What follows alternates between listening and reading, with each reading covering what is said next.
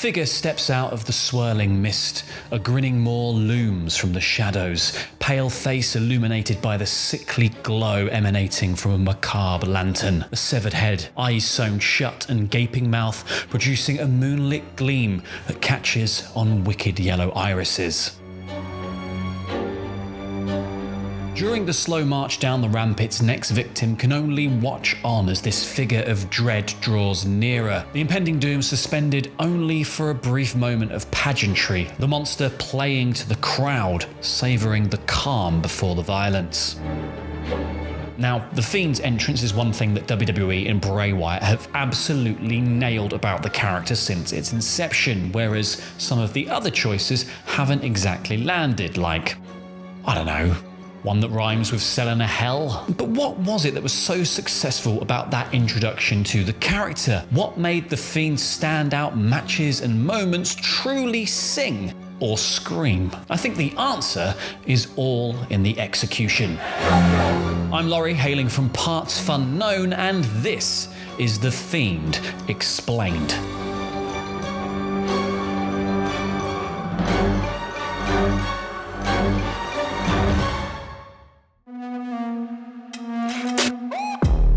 Now, I might be a little bit biased about this, having made 40 minutes of video about this subject alone in the last few weeks, but I genuinely believe that from the moment that Mercy the Buzzard first popped out of that cardboard box, all the way up to the bell at the end of the SummerSlam match against Finn Balor, we WWE fans were treated to one of the most perfect character introductions of all time. And it was wildly different to basically any other that I can think of, because we've seen plenty of unannounced entries into matches, The phenomenal one is here! shocking attacks to close out shows, Oh my God! It's Adam Cole! and we've even seen our fair share of mysterious vignettes. But none quite like the Firefly Funhouse. Because one of the most intriguing things about Bray Wyatt's return to the WWE roster was just how long it took for us to realise what was going on. Because the puppets popped up in early April 2019, stalking members of the roster, but it wasn't until later that month that Bray himself popped his noggin round the door of the Firefly Funhouse, and then we had an agonising wait of over 3 months before we saw the Fiend's debut match. And that delayed gratification, that slow drawing out of tension, is something that comes right out of horror films, because as each subsequent funhouse took a darker and darker turn, fans were left clamouring for answers. Who would the Fiend be targeting? How would it attack? And where does it come from? And all the while, your weekly scheduled funhouse programming was slowly going off the rails. Twisted children's songs seeped in, muscle men dances made their debut, incongruous pentagrams interspersed scenes, and cartoon violence right out of Itchy and Scratchy ramped up.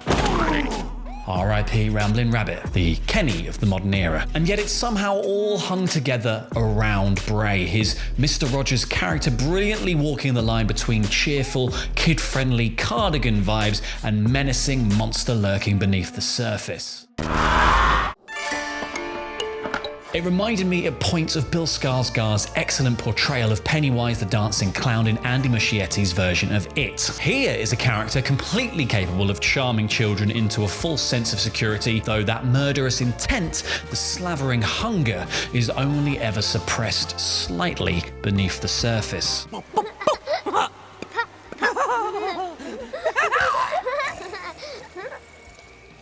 Why wouldn't it be in Bray's grab bag of horror influences? I mean, after all, his last gimmick used to dub himself the Eater of Worlds, something Pennywise does too. I am the eater of worlds. I am the eater of worlds and of children. And then you have the Fiend, because yeah, sure, the face may be stretched and wrenched into this monstrous visage, but the clownish influences are certainly there. And what better look for the Fiend to take? Because if the Firefly Funhouse is some sort of corrupted children's TV show, then the demonic clown that haunts its halls is the perfect monster. As Stephen King himself said when explaining why it takes the form of Pennywise in the first place, clowns scare children more than anything else in the world. I don't think it's just children, to be honest, because as Pennywise has proven, clowns can creep out just about anyone. And they have a rich history of doing so, from the phantom clowns of the 1980s to John Wayne Gacy, who regularly performed at children's hospitals and charity events as Pogo the Clown, to that weird global clown trend of 2016 where costume creeps would peer in windows at night and try to lure people off into the woods. All of them have kind of captured the public's imagination in much the same way. But even without brandishing a knife or looming at windows, there is something about clowns that many people find unsettling. Registered psychologist Dr. Rami Nader told Time that the reason for this might be that clowns' faces are disguised and they have these artificial displays of emotion. So you have a clown with a painted face and a big smile, but you don't really know what they're actually feeling. There's this inherent mistrust that what they're presenting you isn't what they're actually feeling. And that's clearly the case for the Fiend, a character with a menacing grin plastered across his face, but one clearly suffering from some unseen inner turmoil, a conflict between the opposing forces of hurt and heal. Bray struggling to reconcile the man with a wounded ego with the monster out for revenge. The Fiend smiles in inappropriate situations, laughs as it injures, much like the scary clowns of cinema history, as freelance wrestling and film journalist Tom Beasley told me when I spoke to him. You mentioned in one of the other videos the Joker stuff, and it goes back to Conrad Verne and The Man Who Laughs, and the early influences of the Joker. That's all there in the Fiend mask. Even I was watching some clips from The Cabinet of Dr. Caligari before this, which is the classic silent film where you have this sort of malevolent circus impresario who sends out this big hulking guy, Cesar, whose face resembles the Fiend mask in some ways, sends him out to do his dirty bidding. And essentially you've got there Funhouse Bray and Fiend Bray. There's lots of interesting stuff going on. But yeah, the one that struck me was Cabinet of Dr. Caligari, and I like to think that Bray Wyatt, the man, is very interested in German expressionist cinema of the 1920s. Both the figure of Gwynplaine in The Man Who Laughs and Cesar in The Cabinet of Dr. Caligari spend time as fairground attractions, a novel little wrinkle to the Fiend's inspirational lineage, as pro wrestling itself has its roots in the carnivals and fun fairs of the 1800s in America. Both they and the Fiend stand as a stark reminder that people are often fascinated by things that unsettle us. I mean, how else are you going to explain my obsession with Love Is Blind? But a masked man striking without warning and then disappearing off into the darkness has inspirations from much more recent horror cinema.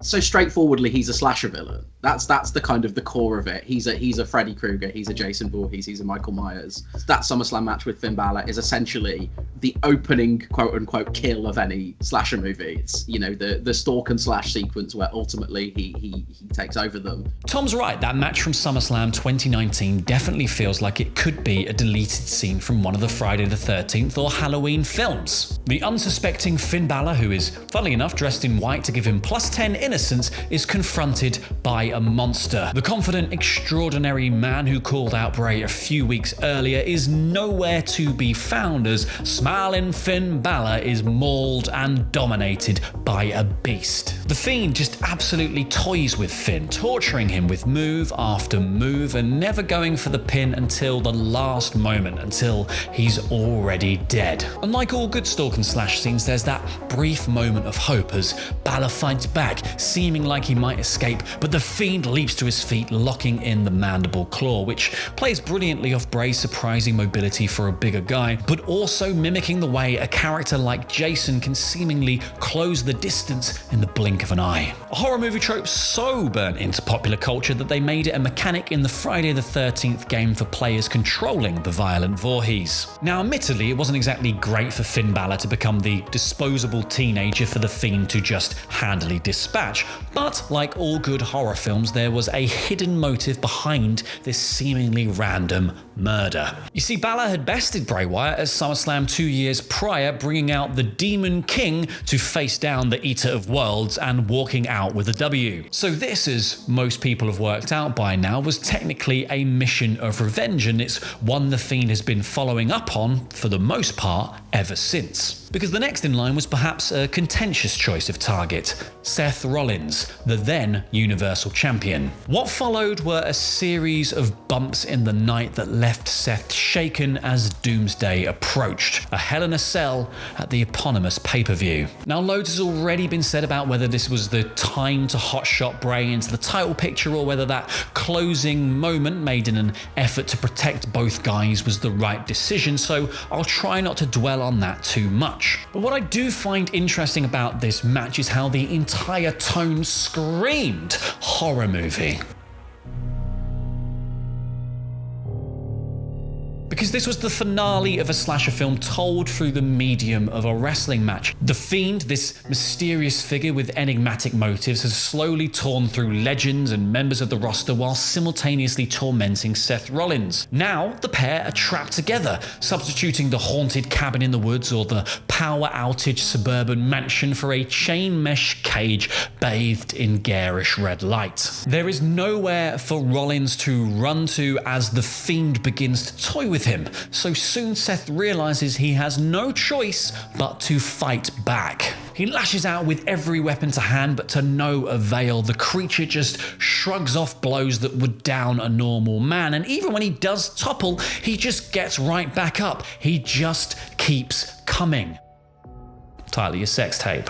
Because by the end of the match, Rollins isn't trying to win, he's trying to kill in order to survive. He's sinking to increasingly violent depths in order to do so. And as Vic Joseph said on commentary before the match, Seth enters Hell in a Cell with the realization that he will not be the same upon leaving it. And this is a common theme for the protagonist of any horror movie. That final life or death struggle snaps something in them that can't easily be mended. You know, that Hell in a Cell match, you have Seth Rollins repeatedly beating on the Fiend with everything he can get his hands on, and that is very reminiscent of the final act of any slasher movie. The difference, I think, is, and the reason why that match perhaps didn't work, is that in a slasher movie, no one comes in and says, right, that's enough, don't kill him. Dr. Loomis didn't run in at the end of Halloween and instead of shooting Michael go, right, that's enough. We're done with him now. If you're in an athletic competition and a man is at risk of death, you have to stop the athletic competition. But if you're in a fight to the death with a slasher villain, you don't stop until the slasher villain has been vanquished. And then, of course, after that match, we got the classic slasher villain one more scare thing, where he rose from seeming death to choke out Seth Rollins in crowd-pleasingly gory fashion. Now, I know I said I wouldn't dwell on it, but in for a penny, in for a pound, because I think Tom makes a good point about why the stoppage in that match wasn't the right choice. And that's for a few reasons. First and foremost, because for all I'm saying that this is a horror film and that the Fiend is a bad guy, to many WWE fans, he's the protagonist. They're rooting for him. They want to see him succeed where WWE forced him to fail years ago. Let me in. Because he's different, because he brings something fresh and exciting to the table, something that's as gruesome and schlocky as a slasher film, but has had a lot of thought go into it. It's not a case of all the fear and no idea. And the second reason that stoppage just doesn't work is because the Fiend isn't some sort of transgressive anomaly in WWE. Yeah, sure, in horror films, Michael Myers and Jason Voorhees, they're serial killers. They operate outside the bounds of polite society. In WWE, every motherfucker with an axe to grind is kicking somebody else in the head about it. So frankly, Bray choosing to wear a mask and take down the people who held him down in previous years isn't exactly some sort of heinous act, is it? But then maybe that's a little bit too meta. Because I think the third reason, and the real reason the Rollins and the Fiend Hell in a Cell match didn't work, is because it came too early in the horror film. We'd seen Bray dispatch Finn Balor with an efficient flick of the wrist and take down legends like Mick Foley and Jerry Lawler, but that wasn't enough. Because slasher villains often tear through entire towns. They are the #1 cause of sorority collapse. You pile up the bodies until one survivor is left standing, the final girl.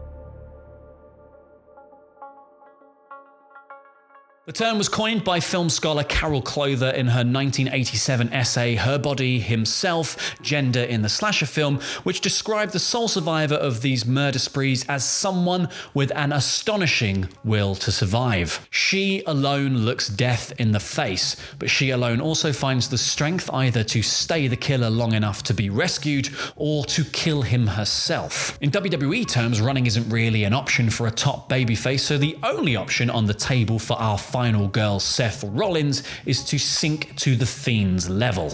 You mentioned the final girl who sort of chooses to stop running and to turn around and engage in the violence, and there's lots of really good writing in that over the years. Carol Clover's Men, Women and Chainsaws is one of the best books written about horror cinema, and that is all about turning the weapon of assault on the killer. And we've almost seen some of that in the Fiend story. The way Finn Balor's character changed after he fought the Fiend. Daniel Bryan's character changed after he fought the Fiend. Now, a lot of the turning the weapon of assault chat that comes out of film studies is based on the obvious phallic imagery of the knife-wielding male killer and the nubile female victims, the sort of impotence and violence with a little bit of Freudian "how's your father," or should that be mother thrown in. That is not what is happening here, though I do think Carol Clovers would actually have a field day with the homoerotic undertones of two deep heat slathered lads just straight up gripping and grappling. Now, what did happen at Hell in a Cell, though, was Seth Rollins turned his attacker's weapon of choice against him. As Clover puts it, Seth addresses the killer on his own terms. Because the Fiend has this crazy Harley Quinn-inspired mallet hidden away under the ring and puts it to good use throughout the match, and Rollins brings out a sledgehammer. Now, if we're comparing sizes, then Rollins absolutely pales in comparison to Wyatt's, but what's that, King? There's some kind of thematic link between the two. And then also you've got the fact that Seth using a sledge, the weapon of Triple H, the king he slayed, is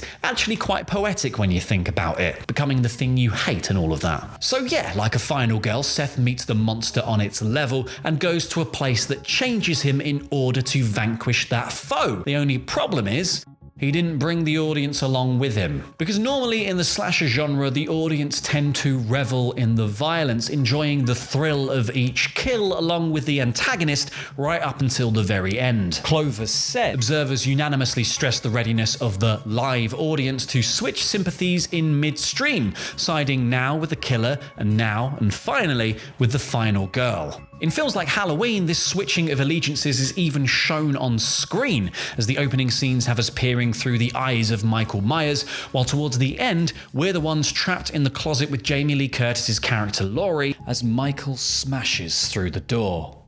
For Rollins, sadly, there was no moment during that match where the audience properly started to side with him. The Fiend was this hot new commodity in WWE, and people hadn't tired of watching him cut a path of destruction through the entire roster. Now, Daniel Bryan came a lot closer to being the Fiend's final girl in his matches against him at Survivor Series and the Royal Rumble, but turning the audience to his side with a gutsy performance, but no doubt helped along by his position as the company's all-time underdog. But the failure of Rollins versus the Fiend wasn't exactly the fault of either man that night, just of WWE's desire to have the popular Spooky Man do the spooky match at the Spooky pay-per-view. Because funnily enough, even that fits into the horror movie mold. To borrow another term from Clover, the Hell in a Cell is your archetypical terrible place, the battleground for the final confrontation between our hero and the monster. Their match at Crown Jewel also happened in a terrible place, but that is more of a political thing.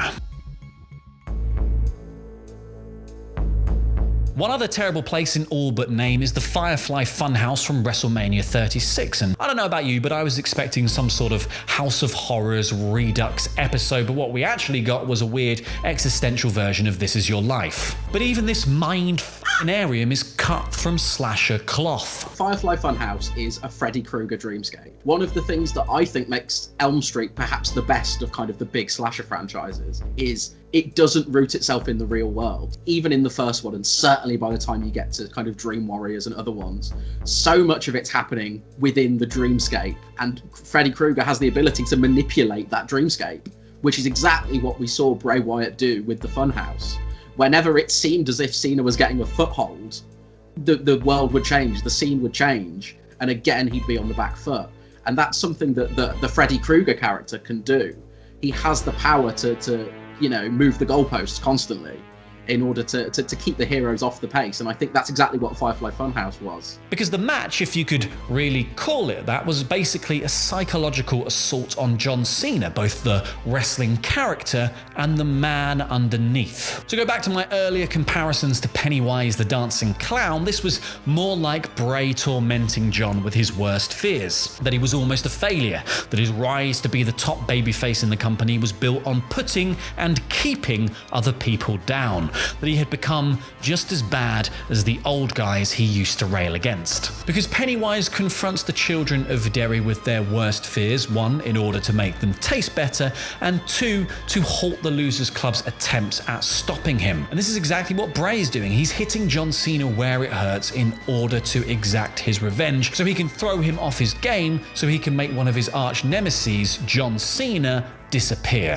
One thing to quickly end on is that the shifting dreamscape of the Funhouse allows Bray to break the fourth wall of wrestling, to mix shoot and work into one cohesive whole, to comment on his career, the company, and his position within it as he goes. Not only is this self-referential style typical of horror films, see Scream or Cabin in the Woods, but it's also another link to the legacy of clowns. Frank T. McAndrew, a professor of psychology at Knox College, said that the very first clowns were the court jesters who poked fun at kings and made people in high places uncomfortable. And here's Bray gallivanting round in a clown mask or with a creepy smile plastered across his face as he exposes the business and pokes fun at Mr. McBossman. And weirdly, this is the thing that's getting the character over. Because though the fickle mistress of WWE booking has seemingly got in the way of the horror movie that Bray has been telling, every bump in the road has turned into a bump in the night and seemingly been incorporated in the story, which is one of the things that I've loved about doing this series so far, because the more you dig, the more stuff turns up, which is also the reason they haven't renovated the Sawyer family garden. And while it's probably a bit of a reach to say that every link I've made or reference I've gone over in this video was put there intentionally by Bray, what I think is so cool about the character and Bray the man himself is that I wouldn't put it past him.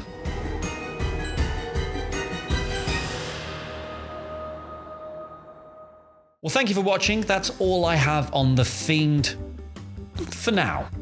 If you enjoyed this video or the other two parts of this short series on the character, please share them around with anyone you think might enjoy them, as it really, really helps us out. And let me know in the comments down below what other wrestling characters, match types, or secrets of the business you would like to see get the explained treatment. I'll see you on your next trip to PartsFUNknown.